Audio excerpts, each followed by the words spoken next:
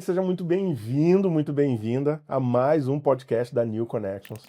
E hoje, novamente, uma figurinha carimbada já aqui, ó, mais de 3 vezes pede música e paga boleto, tá? Já tô.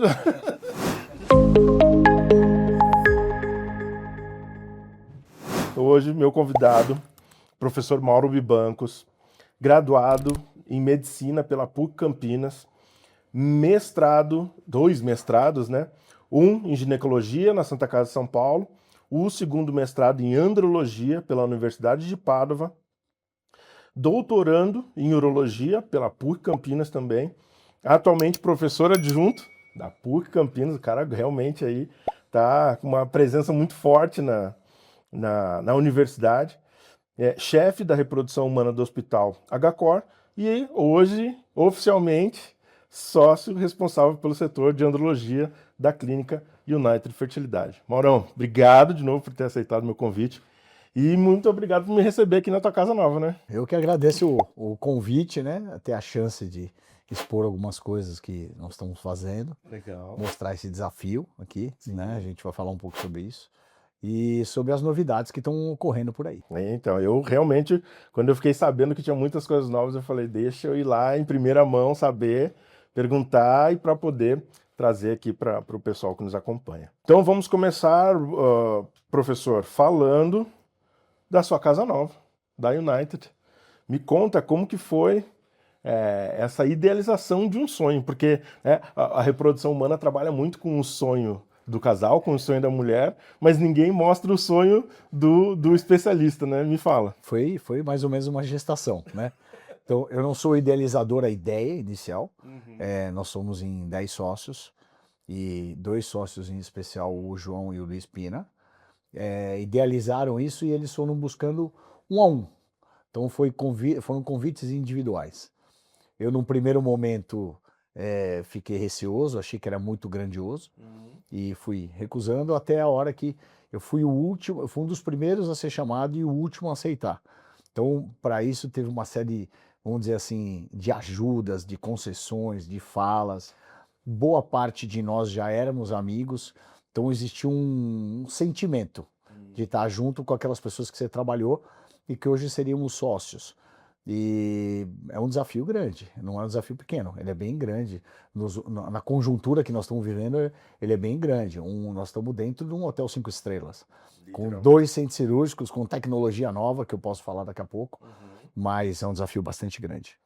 E até por falar nisso, né? Quando a gente pensa em desafio, em uma clínica desse tamanho, puxa, uma laje inteira, um quarteirão da Avenida Paulista. A gente sabe o preço do metro quadrado, o investimento, mas não é só isso. Acho que a questão também, o maior desafio é gestão de pessoas, equipe, montar equipe. No mundo das mídias, a gente vive um mundo das mídias, se idealizou muito a rotina, os ganhos, o sucesso do médico, aquela coisa. Ele não é nada disso. O médico é alguém que continua trabalhando muito, estudando muito, e que tem que administrar tanto o emocional no nosso caso, os casais, mas os pacientes, as doenças, e o nosso. Porque a gente falha, a gente tenta ir atrás, a gente discute, a gente fica em cima do caso, a gente não se conforma com os resultados quando você não tem o que você quer. Quando você faz 2 coisas exatamente iguais, você não tem o mesmo resultado. Então, esse é um lado muito difícil. Então, quando você já tem esse combo, e aí você entra num projeto desse, aí você tem que pular, vamos dizer, da sua expertise básica, que é ser médico. Então você passa a gerir pessoas, gerir sonhos, gerir expectativas. Eu acho que por coincidência, merecimento, seja o que for, cada um com a sua crença, pensamento, nós temos 10 sócios, cada um com um perfil completamente diferente, completamente, vamos dizer, complementares. Então, eu posso dizer por mim mesmo e porque todos falam, eu sou o cara das ideias. Eu vou trazendo as ideias, parcerias, os trabalhos. E aí sempre um ou outro, então eu tenho amigos que vieram, né, Dr. Geraldo Caldeira, Dr. Vanberto Maia, o Luiz Pina, o João Papassoni, a Fernando Okita, que acabou ficando minha amiga de ser minha sócia, o Nino Berrar, o Luiz Bin, nossa, são tantos que agora eu vou, vamos lá. A Carla Giusti, minha amigona, trabalhamos juntos muito tempo.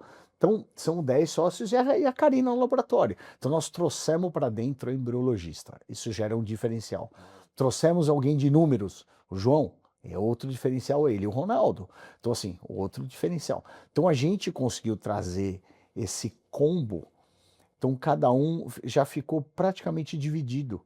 A gente já dividiu o time porque era cada um realmente com um talento diferente um do outro. Então, é um desafio bastante grande. Muito, muito legal. E você, né, eu falei no início, eu sempre brinco, né, que o teu extenso currículo, a gente tenta resumir ao máximo para não ocupar metade do podcast aqui, mas essa questão da pesquisa e de trazer estudos e trabalhos, e eu sei que tem alguma coisa nessa área, novidade aí que eu vim aqui para saber hoje. Me conta o que já... Pô, tem um mês de inauguração, nem isso, 2 meses, e já tem alguma coisa acontecendo? Me fala mais disso. Tem. Você sabe que essa coisa do currículo é uma coisa engraçada. Meu filho não aguenta mais escutar isso. Faça alguma coisa que preceda você mesmo. Eu jogo bola e joguei no Barcelona. Uau! Joguei basquete no Lakers. Uau! É um negócio que ele fala por si só. Então eu entendo assim, eu entendo as carreiras dessa forma. Então quando a gente fala dos outros e mostra um currículo diferenciado, realmente a gente admira. Então, assim, eu espero trazer isso para os meus pacientes, para os meus alunos, para a minha vida. Então, eu estou ainda na metade do caminho do que eu quero trilhar. Vamos embora, tem tempo ainda. Do ponto de vista de pesquisa, então, na verdade, uma coisa se associa à outra. Quando a gente fala em fertilização in vitro, que é o carro-chefe de uma clínica de reprodução humana, ele tem vertentes que chegaram aparentemente num topo. Então, o que fazer com o embrião, como tratar o óvulo, o que dá, o que pode ser feito para o óvulo? Muito pouco. Porque se isso fosse uma verdade, o ovário não traz só óvulo, ele traz hormônio. Então esqueçamos de mulheres que querem filhos. Elas já têm 3 filhos, não querem filhos. Se existisse uma estratégia que faz uma longevidade ovariana ser estendida, a gente faria para todas as mulheres. Sim. Não teria os implantes, uma série de tratamentos que tem que ser feito. Não existe. Então, o ovário tem um teto, ele é complicado. O testículo não. O testículo, a gente pode não ganhar uma batalha, mas a gente pode brigar, na imensa maioria das vezes. Então, eu mesmo publiquei 1 ano e meio atrás, 2 testículos, né, a gente chama de restart do testículo, resetou o testículo. Então, existe. Quando a gente fala do sêmen, eu acho que tem uma situação que ele é incômoda. A gente fala em milhões de células. E às vezes fala que não é bom. E aí você fala que 12 óvulos é muito bom. Aí você tem 5 milhões de espermatozoides e não acha bom. Sim. Então a nossa incapacidade de trabalhar com alíquotas grandes, e sem contar que eu posso pedir para ele estocar, ele pode ejacular mais de uma vez, eu vou multiplicando esses números. Essa nossa pesquisa tem a ver com isso. A capacidade de selecionar o espermatozoide o máximo possível. Então, assim que esses dados saírem, eu vou poder divulgar. Só que existe um segundo parecer, então, que tem a ver com esse combo que eu estou falando. Estar na clínica, com esse glamour todo. Essa pesquisa tem 14 anos. 14 anos. Ela deu certo, ela deu errado, nós tivemos problemas de saúde na equipe, nós perdemos tudo, nós refizemos o treinamento. Então, por exemplo, a hora que a pesquisa terminou, a minha amigona, pesquisadora, Daniela Braga, fez a análise dos números e falou: Mauro, nós estamos com 80% de... a gente fala de poder do trabalho, é como se assim, tivesse 80% de chance de estar certo. Você não quer aumentar um pouquinho mais? Para eu aumentar um pouquinho mais e ir para 90, eu tenho que retreinar todo mundo e nós vamos fazer.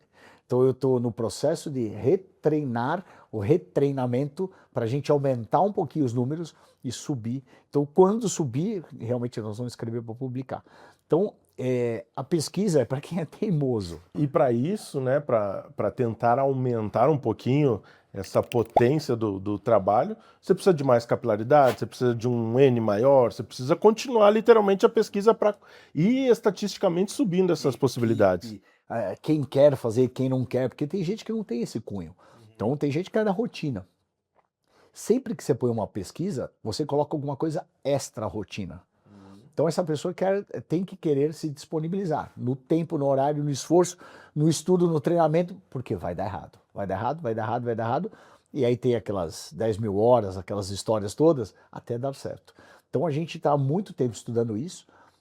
Durante esse tempo a gente perdeu um time, teve uma publicação semelhante à nossa, mas a nossa vertente é um pouco diferente, só que a gente vai continuar até o fim.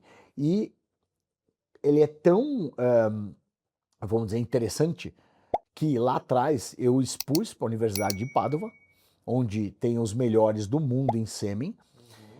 Vamos só fechar aqui uma... Por que o melhor do mundo? Tem um trabalho de uns 10 anos atrás, de um chinês, eu não me recordo o nome, ele fez uma avaliação daquilo que ele chama de fator masculino. Se a gente for pensar em reprodução humana, talvez seja uma das áreas mais jovens que tem. Então, o ICSI quer colocar espermatozoide dentro do óvulo da década de 90. Então, esses pesquisadores, eles estão ainda em fim de carreira, eles estão trabalhando. Então ele fez um ranking conforme alguns critérios, publicação, quanto mudou a vida das clínicas e tal. E quando ele joga nesse ranking, a Universidade de Padova veio primeiro de longe. A equipe do Dr.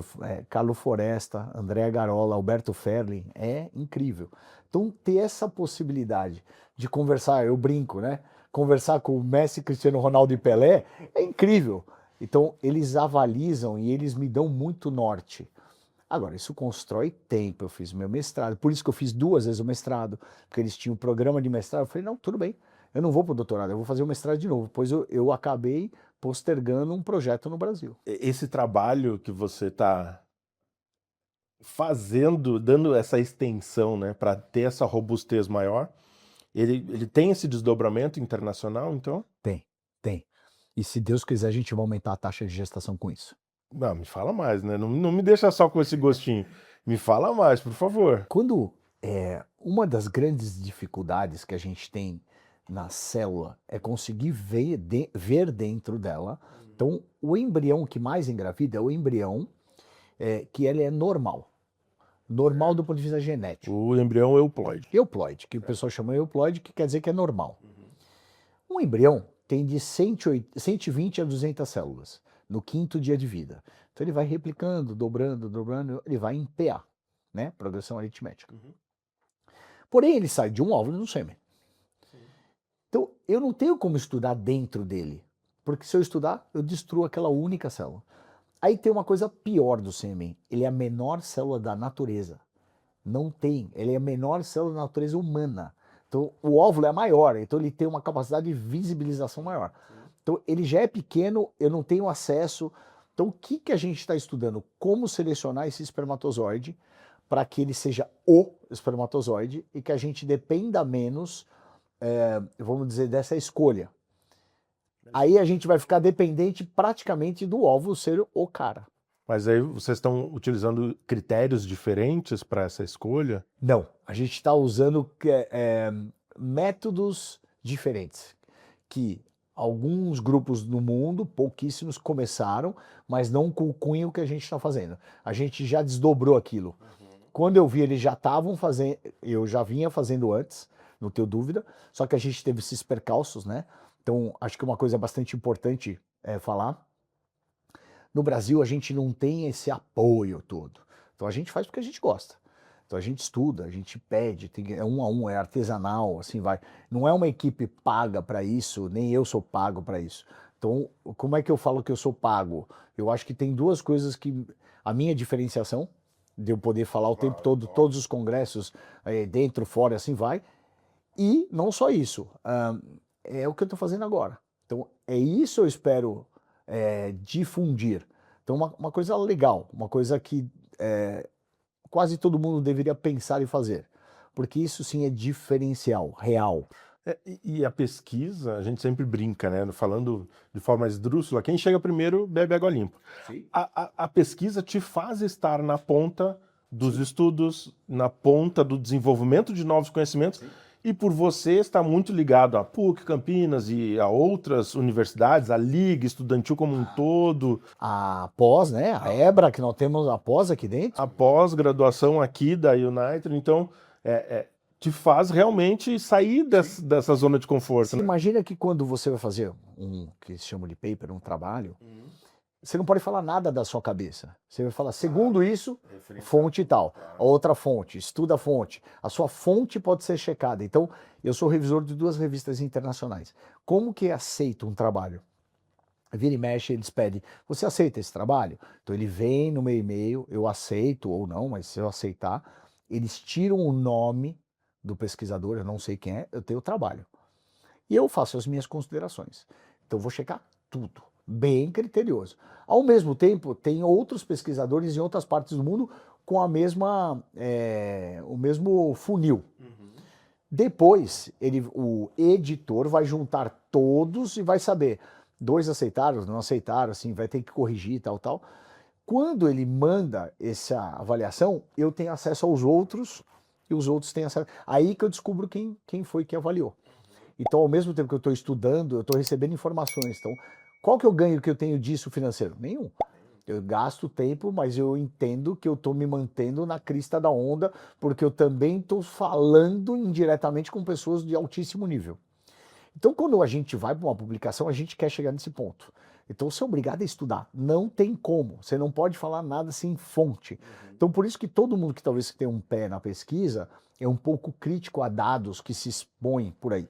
Que a gente fala, de onde veio? De onde não sei o quê? Porque eu normalmente vou checar. Se alguma coisa da minha expertise, alguma coisa que eu me interesse, eu vou querer saber a fonte.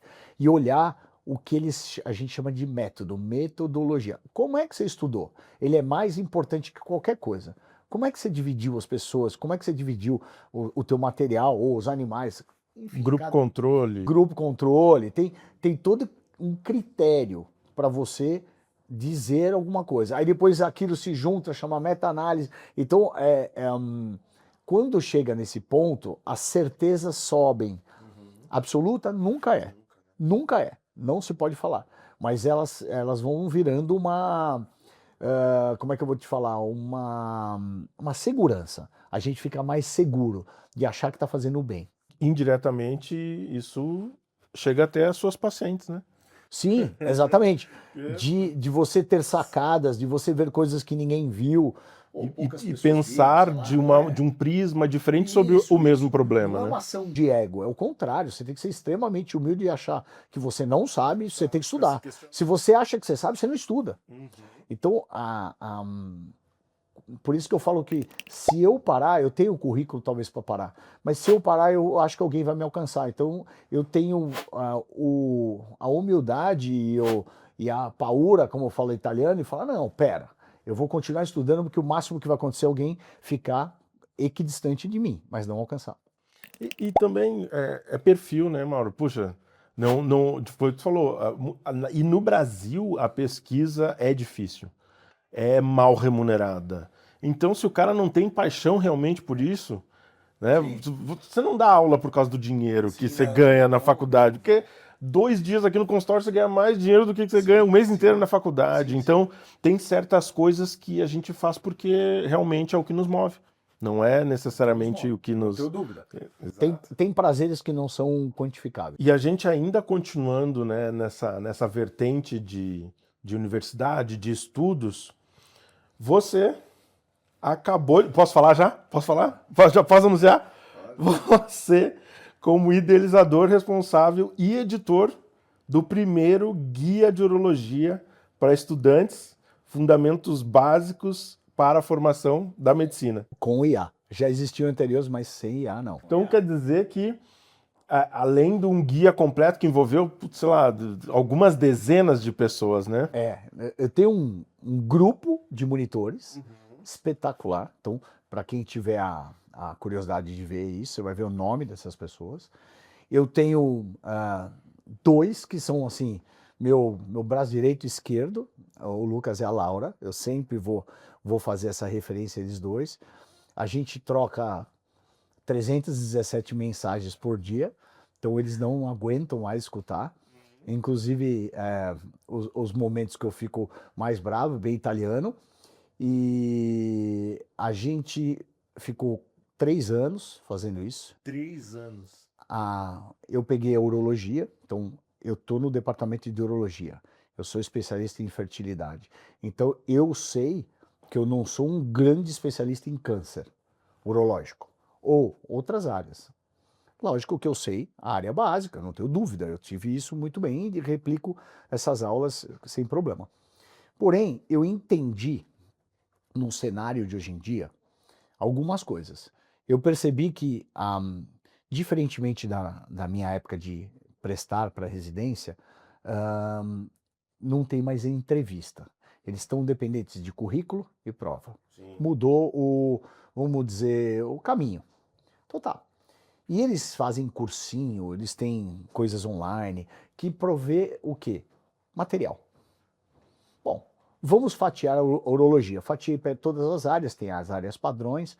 Em cada área, eu pessoalmente falei com um padrinho.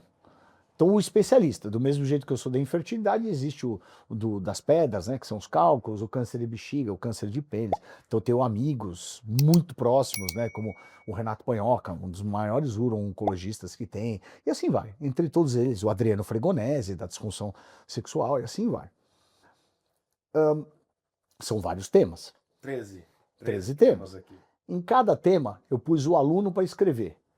Então, eu tirei o trabalho porque eu sabia que eu não podia dar trabalho, eu não estou pedindo, não é remunerado, de novo, né? eu pedi para eles corrigirem. Então o aluno fazia, eles corrigiam, eu voltava, corrigia, 1000 correções. Aí nós tivemos que buscar figuras que não tinham esse entrave de Direitos autorais. direitos autorais. Não eram muitas. Então ficou bom. E a gente fez uma roupagem bonita. Quando ficou pronto, eu estou falando a história de 1 ano atrás, eu falei assim, vamos ver, se fizemos uma reunião, os dois, o Lucas e a Laura, eu falei assim, tá chato. Meu, como é que pode estar chato? Nós estamos 2 anos estudando, não é possível. Eu falei, tá chato, tá chato. Eu não sei se eu trabalho muito na percepção. Então, por exemplo, a minha monitoria não é prova, ela é entrevista. Eu vou na percepção. Então, eu quero algumas coisas, eu quero convívio. Então, eles são meus amigos, eles são meus monitores. Todos eles que estão aí são meus amigos. Eu estava olhando aqui, 28 colaboradores. A gente sai para tomar cerveja. Então, assim, são meus amigos. Eu falei, tá chato. Não é divertido ficar lendo. Pega um livro. Sim. Só porque está no e-book. Aí eu podia ter feito só copiado, não precisava transcrever, transformar em foto. Não, tá chato. O que nós precisamos? Precisa de alguma coisa interativa. Então, nós ficamos 1 ano negociando. Nós fizemos negociação com os Estados Unidos, negociação com outros países. Eles queriam cobrar, enfim, uma determinada hora. A gente conseguiu uma IA e ele cedeu parte das imagens dele como vamos dizer, um benefício, uma propaganda. Sensacional. Sim. E aí, para quem... Uma parceria. Quem quiser entrar depois e ter o pacote completo, que vá. Porque eu entendi que a gente tinha que dar isso grátis. O aluno tem que ter meu aluno na PUC, sensacional, ele vai receber de bate-pronto, mas que isso a gente já colocou na livraria virtual. Eu quero que todo mundo veja. Então, qualquer aluno de qualquer universidade do país tem acesso. E fora, porque a gente já está com conversas com Angola, assim vai, que são lusófonos, né? Então, ok. E se isso a gente tiver o desdobramento, eu vou falar com o Paro, a gente transferir para outras línguas, inglês e assim vai. Então, dependendo como for. Então, 90% dos capítulos, não todos têm, porque não tinha isso em inteligência artificial.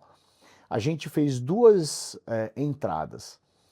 Você clica e você sabe como são feitas as cirurgias com animações em 3D, com inteligência artificial, e ele ficou divertido. E aí ele ficou divertido, parece que nesse momento virou um boom. Então, eu corri atrás de todo mundo começou a correr atrás de mim. Não, eu quero entrar, e aí a faculdade de Jundiaí, através do professor Adriano Fregonese, que estava no capítulo, falou, não, cara, eu quero entrar. Meu amigo pessoal, um amigão, e alguém com vários títulos também, eu falei, tá bom, vamos entrar, e ele me deu muitas dicas de caminhos, que eu sou... quase que apolítico na minha área. Eu sou aquele cara que fica fazendo minhas coisas, então eu não sei os caminhos das coisas. Ele me ensinou muito isso. Ele ficou num tamanho grande. Então, do ponto de vista técnico, do ponto de vista de diversão e do ponto de vista de aceitação. Sim. Então, eu já apresentei a todos na PUC Então, o próprio reitor, o professor Vitor, eu agradeço demais, de Antônio. A professora Márcia, que é já da medicina, sensacional, muito obrigado também. Todos me deram um ok, um parabéns, e ficaram surpresos, porque era um negócio que parecia Era algo underground. despretensioso. Despretensioso, vamos E fazer. tomou um corpo gigantesco. Gigantesco. E aí eu falei, não, vamos pôr para todo mundo. Quem quiser pega lá, tá tudo bem. Eu não quero ter esse coisa, eu não quero puxar pra gente, nada disso. Já fizemos. Tá lá, nosso nome tá lá. Espero que cada 2 anos, pelo menos, isso seja reatualizado, por mim ou por outro, tanto faz, pouco importa. E gostaria que todo mundo fizesse em todas as áreas, porque tem tecnologia para isso. Hoje em dia, mais do que nunca, né, Mauro? Não, as animações são sensacionais. A parte que não tinha, então a inteligência, que são 2 ou 3 capítulos, se eu não me engano, a gente fez existem sites no Google aberto, que são focados no que a gente chama de Radiopedia. Tem a Wikipedia, a Radiopedia é de radiologia. Então você clica, você cai lá, você já vê as imagens de uma tomografia, uma ressonância, uma série de coisas. Então ele também ficou interativo, não no poder do 3D ou da IA, mas um poder bem legal. O tamanho disso aqui, quando você falou 3 anos, eu ainda achei pouco, pela robustez que ficou esse... Por isso que eu falei que os meus monitores foram assim... Meu Deus. Tem que ser amigo mesmo, viu? Porque chega uma hora que... Tem histórias muito engraçadas na retaguarda disso, de áudios, um reclamando, outro reclamando, eu não aguento mais, não, calma, tá acabando, vamos lá. Muito bom. E eu tava lendo aqui os seus agradecimentos, né, o seu prefácio aqui, e com uma menção especial ao Lucas e à Laura, né? Exatamente. O prefácio, eu acho que ele tem 3 partes. Ele tem uma parte institucional, eu acho que tem uma coisa que a gente tem que agradecer a todos que nos ajudaram. Ele tem o intuito que eu fiz, então eu quero espalhar isso. É o jeito que eu vejo a medicina, ela tem que ser mais agradável. Ele não tem só o objetivo de prova de residência, mas existem as pessoas que vão estar num plantão, alguma coisa assim, uma fonte. E por último, eu fiz um agradecimento à minha família, porque na verdade eles que sofrem quando eu sofro. E assim, não é pouco. Gabriel, Juliana, Júlio e Dario. Meu filho, meu enteado, minha mulher e o meu irmão. Nesses momentos especiais que a gente recebe forças... Exato. Tanto que eu falo sobre o quão falível eu sou, mas que eu continuo reclamando, viu? Sou bem italiano, reclamo bastante, mas eu não paro. Reclamo bastante. E também, para quem quiser seguir o Instagram da Med Reprodutiva, é isso? Pois é. Isso foi uma atitude, né, uma iniciativa dos alunos, já não é de agora, é desde o início. Quando eu fui para a faculdade, eu não trilhei tudo desde a faculdade. Eu terminei a faculdade e fui fazer minhas coisas. E aí eu vim para São Paulo, eu sou paulistano, fiz minha residência e logo eu já fui para a Itália, da Itália eu fui para a Espanha, da Espanha eu fui para a Bélgica, com intervalos de tempo, e depois eu fiz mestrado na Itália. Quando eu voltei, meu professor, que na verdade com quem eu me encantei, eu fiz urologia, ele me chamou para dar aula lá. E eu estava num dilema pessoal, se eu ia trabalhar na Itália, se eu ia para Curitiba, ou eu estava um pouquinho cansado, um pouco da insegurança. Eu sinceramente estava isso. Então eu queria tirar o pé um pouco daqui, mas eu amo São Paulo. Mas eu tenho meus medos como todo mundo. E aí, quando ele me chamou, eu vi minha universidade. Pô, eu falei, eu fui aquele cara que viveu a faculdade. Eu fui da Atlética, eu fiz festas, eu não sei o quê, e eu tenho amigos que dão aula lá dentro. Então, eu tenho amigos, que nem o Fernando Porto, que é da Arritmia, hoje é a sensação nacional. Então, assim, eles estavam lá. Quando eu percebi que eu tinha essa possibilidade de retornar, eu comecei aí. E aí, o professor que me levou acabou indo, né? Foi embora, faleceu, e eu acabei assumindo. Com isso, virou uma avalanche, porque eu conheço praticamente todo mundo que está lá. Eu pedi as mudanças, falei, posso mudar tudo? Pode. Falei, tá bom. Então, vamos começar. Uma das coisas que começou foi, eu estava na aula e eu falei, ó, acho que eu vou fazer uma monitoria, o que vocês acham? Um menino pediu, um menino, eu abri, eu te juro que uma vaga para tê-lo. Eu não sabia nem o caminho burocrático.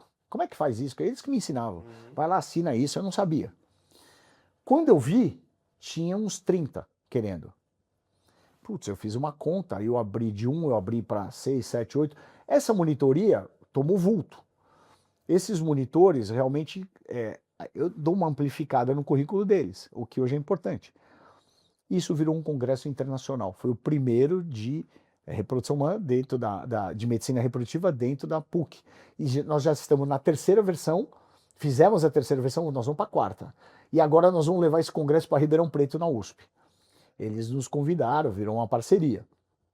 Então uma coisa vai levando a outra. Essa galerinha que vai trocando todo ano fez um Instagram, sensacional. Então se você olhar tem logo, então é tudo muito na amizade. O logo é lindo, porque o logo foi feito pelo Enzo, que era noivo de uma das minhas monitoras, e ele trabalhava com design gráfico. Enzo Graziani, se eu não me lembro, se eu não estou cometendo uma injustiça com ele. Cara, ficou lindo. E aí, eles foram fazendo. E eu não sei gerenciar isso, não sei como é. E eles vão postando. Eles postaram exatamente hoje a divulgação desse e-book. Esse congresso, então, em Ribeirão ainda vai acontecer. Congresso Internacional Estudantil de Reprodução Humana. Em outubro. Em outubro? Muito legal. Uma coisa está levando a outra. E eram coisas fragmentadas, que eu vou fazendo. E a gente vai... eu tenho uma sorte que a faculdade realmente me abre as portas. É uma faculdade de pensamento moderno. Ela realmente deixa a gente... E aí eu vou fazendo. Eu vou abrindo a porta, eu vou fazendo. E eu acho que tem uma parte tem uma parte da molecada hoje em dia que ela tem... como toda geração, tem parte boa e parte ruim. Eu não tendo a colocar tudo no mesmo saco. Acho que é errado. É rótulo, não. Mas eles têm a perseverança daquilo que eles receberam. Então, a gente recebeu essa coisa, eu, por exemplo, de pós-guerra, dessa coisa de escutar fome e tal, e a família tem que prosperar. Então, eles receberam. Só que eles receberam já uma informação que, assim, línguas, eles falam inglês sem sotaque. Eles têm um aprimoramento. Claro que os pais entenderam, já puseram. Então, eu sempre brinco que eles são meninos europeus. Que eles são poliglotas, eles são conectados, tecnológicos. Cara, é uma máquina, é uma máquina. E aí eu incentivo.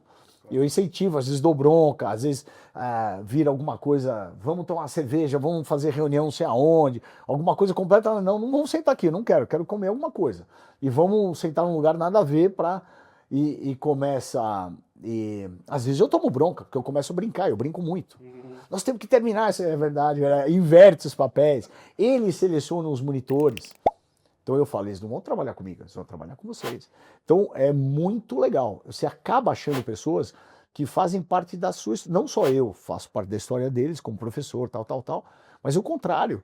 É o contrário, são pessoas que entraram na minha vida. Para mim é muito claro, né, o papel do professor, mas quando a gente troca o chapéu, né, põe o papel de gestor, mas você, enquanto professor, está ensinando eles outros valores e outros conceitos de trabalho em equipe, de seleção, processo de seleção. Boa parte deles não são amigos, não são inimigos, não é isso? Mas às vezes não tem aquela interação na faculdade, sabe quem é, dá um oi só, e se tornam amigos. Dentro da monitoria se tornam muito amigos, porque é meio que imersivo. Então essa gestão de pessoas é parte do processo vivo. E aí eu encontro eles a PUC tem um local de alimentação muito bonito, uma praça lá. Eu fico cobrando ali, aí eles estão... às vezes sem fazer nada, estão lá no celular, eu fico curtindo fotos, eu te pedi um negócio, então eu fico enchendo e isso vai preenchendo e vai ficando divertido. Então é gostoso, é gostoso. E eles têm uma energia diferente, né? É gostoso, isso renova a gente. É muito legal, muito bom, muito bom. Ô Rafa, eu quero até não cometer uma injustiça. Eu falei tanto de duas pessoas, mas eu não quero cometer injustiça e não falar dos demais. Então, como você está com... Tá aqui aberto. Se puder, deixa eu... Ó. O professor Adriano, eu já falei. Então, é um expoente na área e é um amigo pessoal. Então, eu tenho a chance de ter sido assistente dele.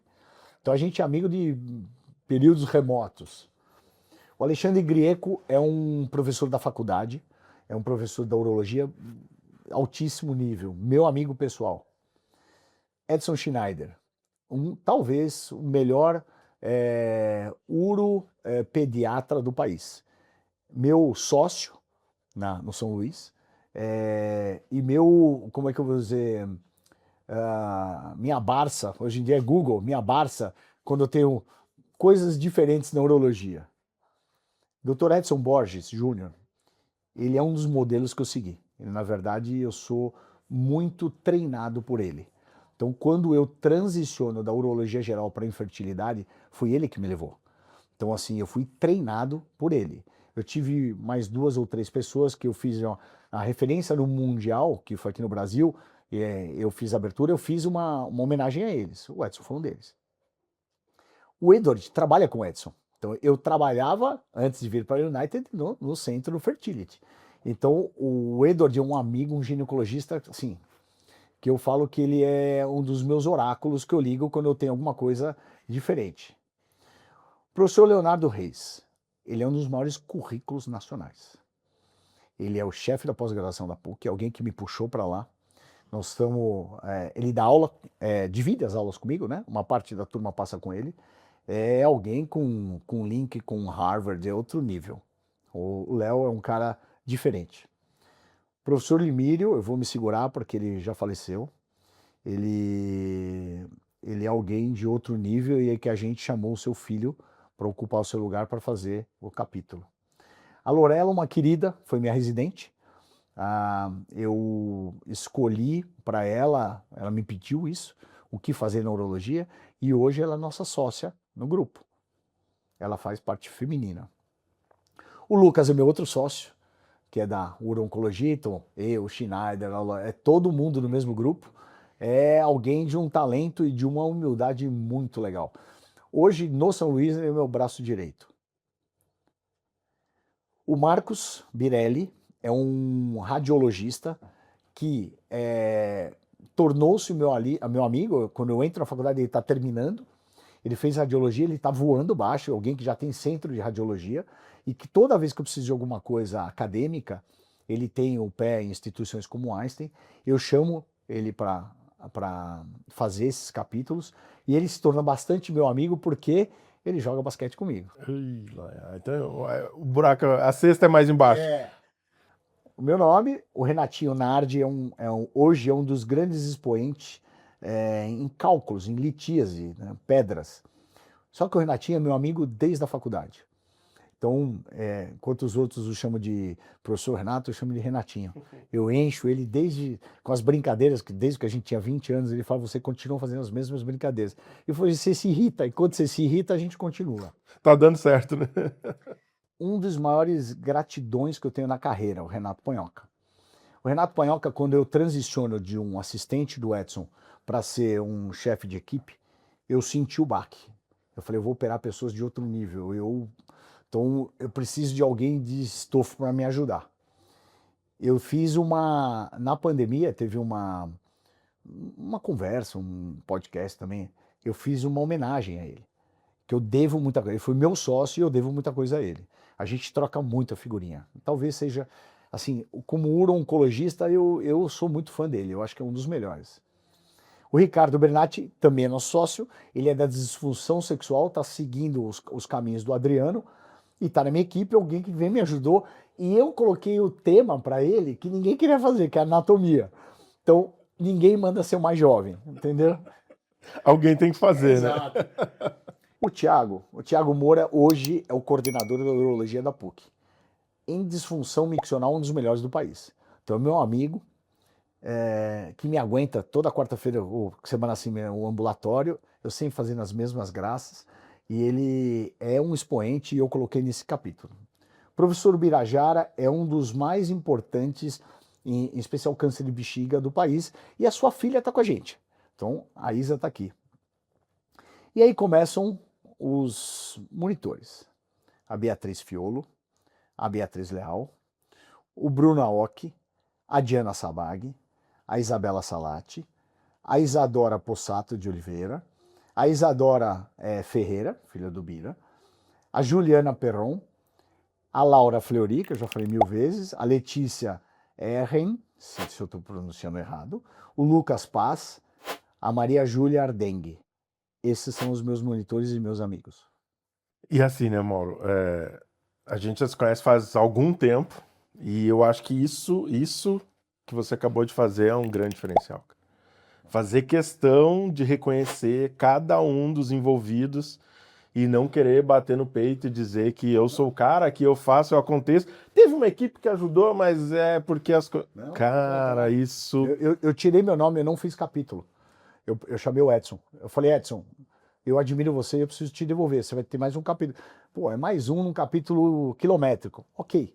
Eu vou para a edição, que ela é mais organizacional do que do conteúdo, mas eu prefiro isso. Literalmente, né? Tá fazendo essa gestão de todo esse time, de todos esses expoentes, é só alguém que realmente tem... que as pessoas têm uma consideração muito grande por ti, né, Mauro? E aí, isso me remete muito e me deixa muito feliz da gente trabalhar junto, cara. Eu que agradeço aí, mais uma vez, da oportunidade da gente estar batendo esse papo e te conhecendo um pouquinho melhor. Acho que isso que é legal também. Esse espaço que eu abro é para que as pessoas também conheçam esse lado. Porque o da medicina, e o do especialista, e o do detalhe, isso o pessoal já sabe, o pessoal conhece. Agora, esse lado do profissional, que é o humano, que na verdade nós todos somos humanos, né? E as pessoas têm essa mania de colocar o médico num altar, num pedestal, e realmente não é essa questão. Eu sempre digo para os alunos 2 ou 3 coisas a respeito desse lado humano. Esse papo que o médico não pode se envolver com o tratamento, ele não pode destrambelhar, se envolver ele deve. 2, o acolhimento que todo mundo fala, isso aí você aprendeu na tua casa. Isso aí não é um treinamento. A gente zero tem aula de comportamento. E se você seguir protocolos, você é fake. O protocolo já não é o acolhimento por definição, né? E se você não tem essa... Existem pessoas mais tímidas, mais fechadas. Escolha áreas que te deixam mais fechado. Você vai ser muito feliz. Sim. Porque são pessoas diferentes com situações diferentes. Então, olhe o seu próprio perfil, escolha a sua área olhando o seu próprio perfil. E aí você não erra, né? Não erra. Não erra, né? Não erra. Você pode ser você mesmo. Exato, porque dificilmente existe uma área na medicina que você detesta. Porque o que você foca? Em coisas diferentes. Então, troque qualquer área. Se você fazer um diagnóstico muito diferente, você salva, ele é recompensador per se. Legal, ninguém sabia, eu sei. Eu vi, tem 3 casos no mundo, legal. Isso sempre é legal, independente de ortopedia, reumatologia, cirurgia cardíaca, dermatologia, tanto faz. Eu acho que ele é legal. Aonde que pega? A rotina. Aquilo que você vai ver 90% do seu tempo. Se isso faz parte do teu perfil, se você é mais comunicativo e vai fazer um monte de consulta, você seria assim, se você é mais introvertido e você talvez se desse melhor num laboratório, numa área mais fechada, numa radiologia, mas se você é um observador de primeira, faça essa área. Você usa o seu talento e evita as suas, vamos dizer, não vou falar deficiências, mas aquilo que você não seus gosta. Pontos de melhoria, né? Pontos de melhoria. E isso nos remete ao início. Fazer aquilo que a gente é apaixonado é o que nos torna diferentes para perseverar quando é difícil. Exatamente, exato. O bom é fácil. O bom é fácil. O bom é fácil. Morão, mais uma vez, obrigado, meu amigo. Foi muito bom o papo, valeu. Obrigado.